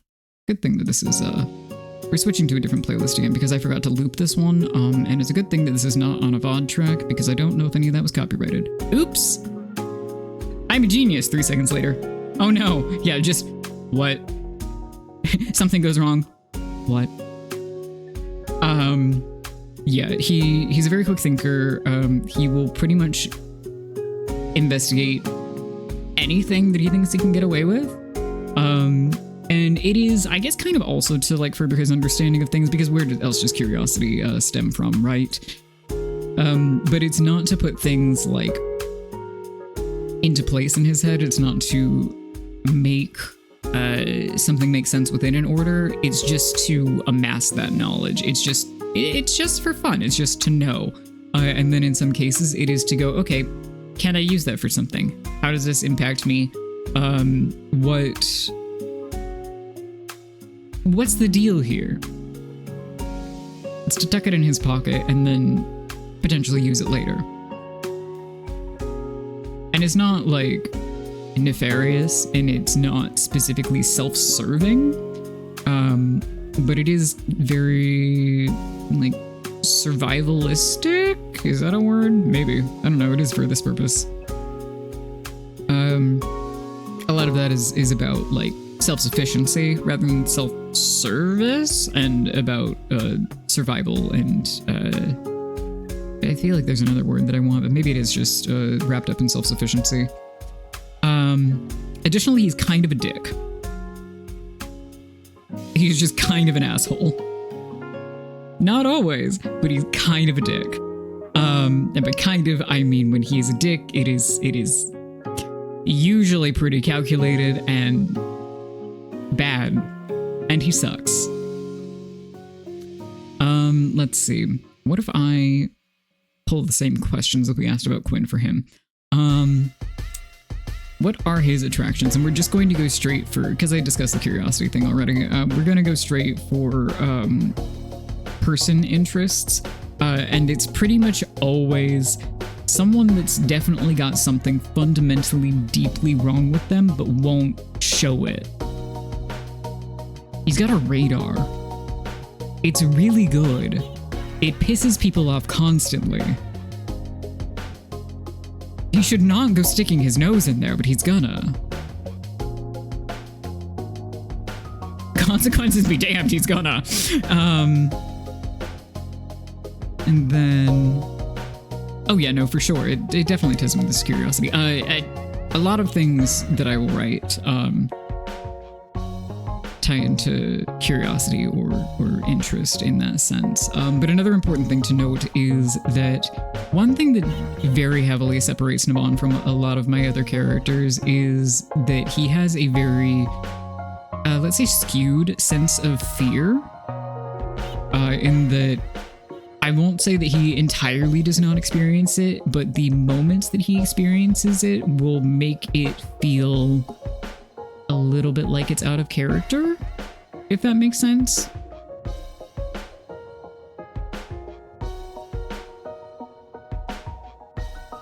Jesse came in to make sure that the baby was medicated, but he was. I just forgot to mention it. Okay, bye. I love you. Anyway. Delayed flight reaction. Sort of.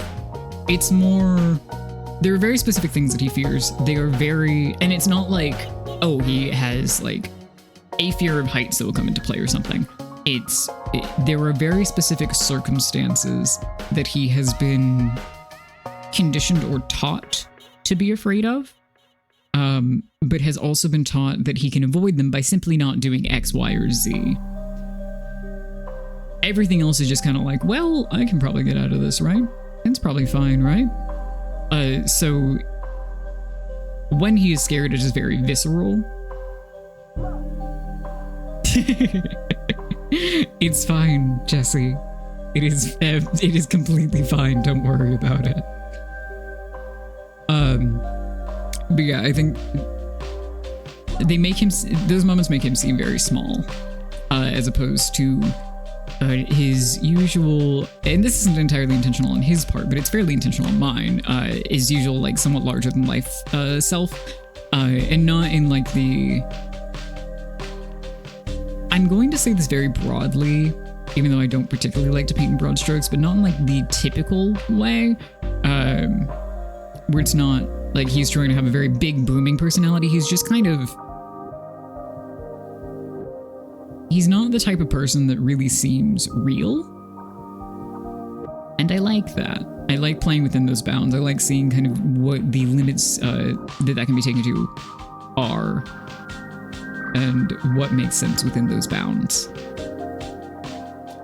Whereas Quinn seems very much like a real person in most interactions. What else did I miss? What else did I miss? What else did I miss? Oh, the Gap Moe. I guess. I mean, I guess the fear kind of. That's whether you consider that Moe is a personal preference, I guess. Yeah, these two are a lot about.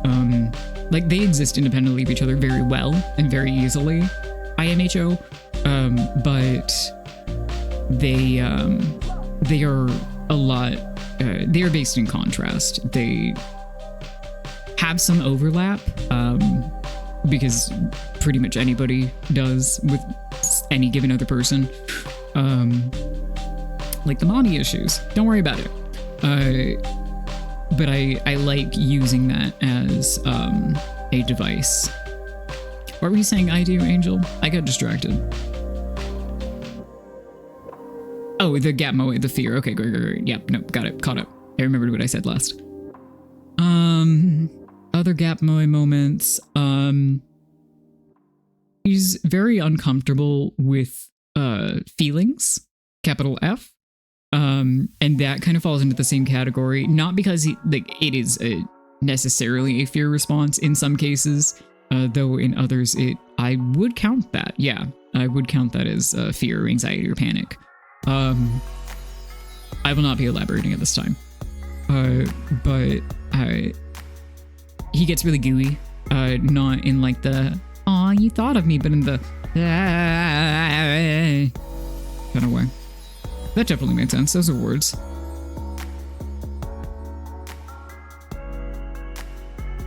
Yeah. He makes a good, at least like perspective love interest, frankly, because of the romance gap moe. And this can be done very poorly in a lot of ways, or if not poorly, then not fleshed out enough. But I like to think that I have kind of figured out the general formula, at least for these two in particular, and their interactions, that it does indeed make sense. Not only between them, but like the, what is it? Like formative experiences that influence that kind of reaction. It's not... V and I have this conversation a lot, actually, of like, for example, worlds where discrimination and especially homophobia or transphobia don't exist. And somebody is having like a, oh fuck, I like this guy, I have to blow up moment. And when it's not based in like... It's not based in a thing that doesn't exist, do you feel me? It's not like, oh no, I like a boy, therefore I have to explode because this is not a societally accepted thing. It's, oh no, like I like a boy for completely unrelated reasons and that's why I have to blow up. That's just fine. And that's what I'm angling for here. And I think that when it's executed like, oh no, this is from a completely unrelated life experience or a teaching, then you can emulate the same thing and still get your kicks. Like, I don't have to discuss the potential bigotry on page.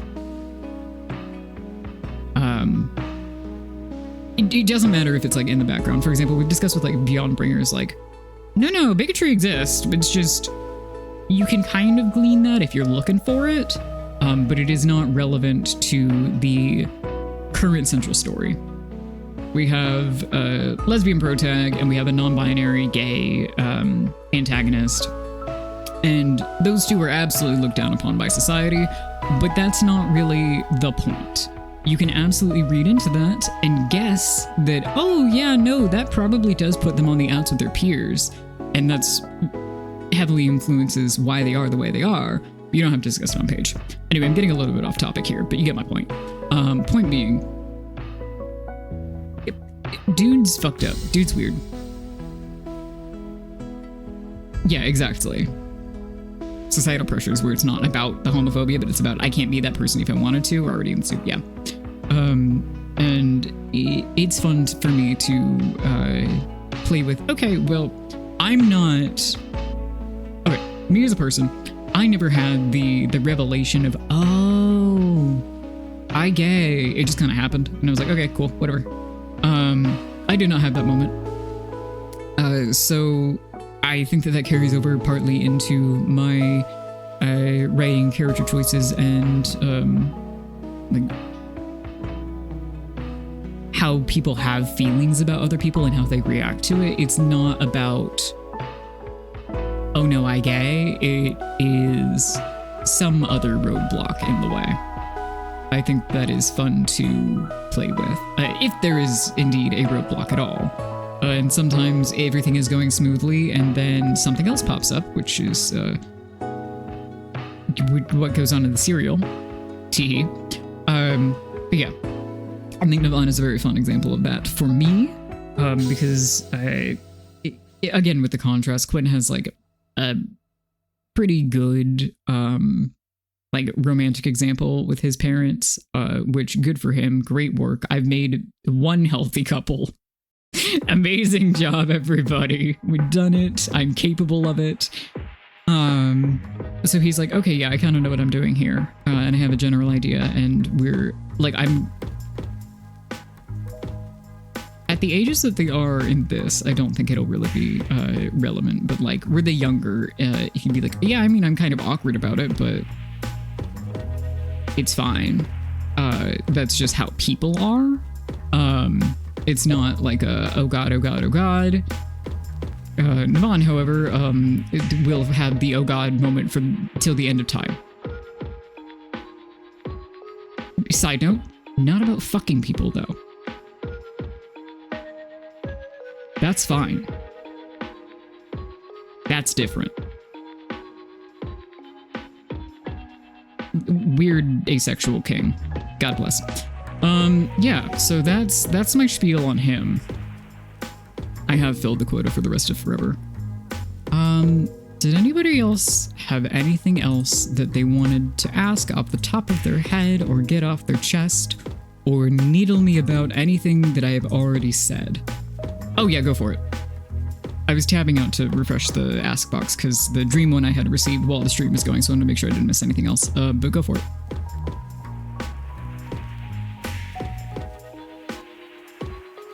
I'm just stewing on men now.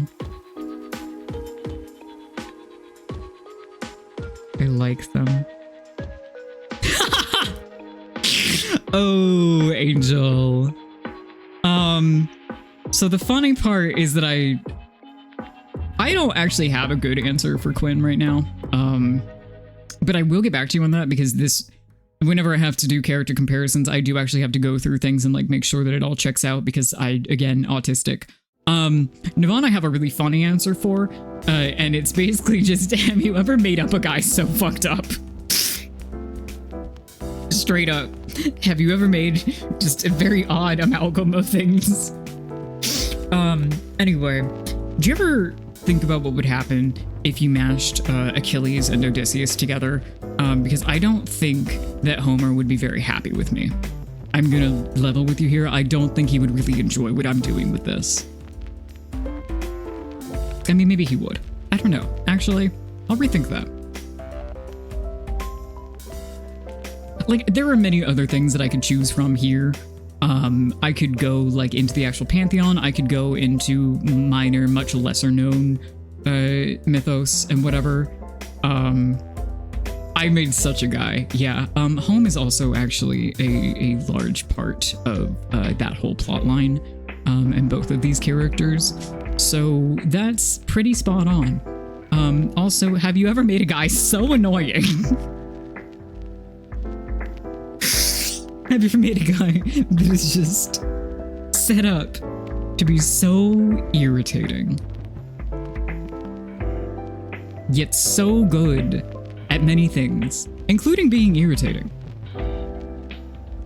Actually, just by listing those two, there are a lot of things that you can glean, or potentially guess, even if you do not know him at all.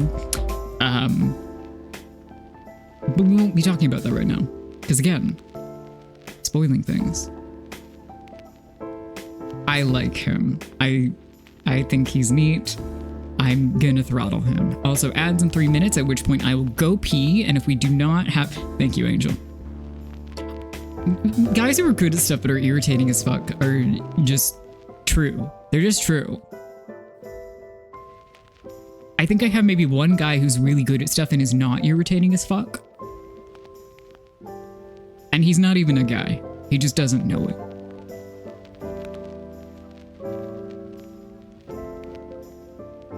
Actually, I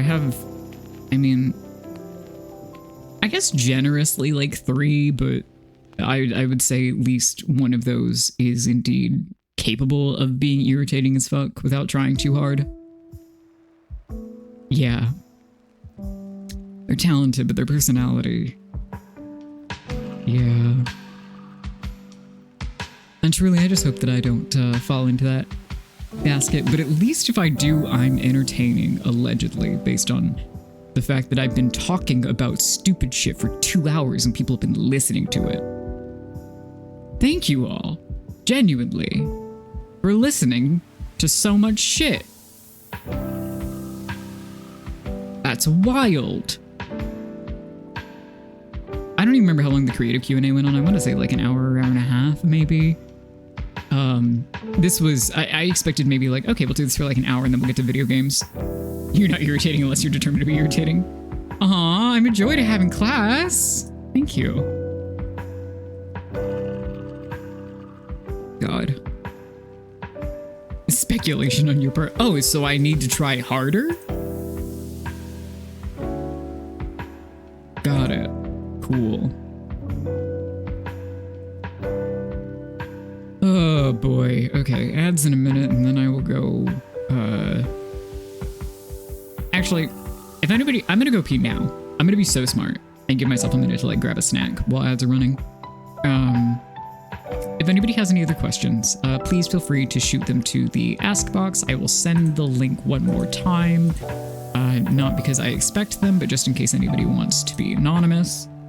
Or you can put them in chat, and if we don't have anything by the time I get back, which is a-okay, by the way. Again, I've been yapping for 2 hours. You don't have to send me things if you don't have them.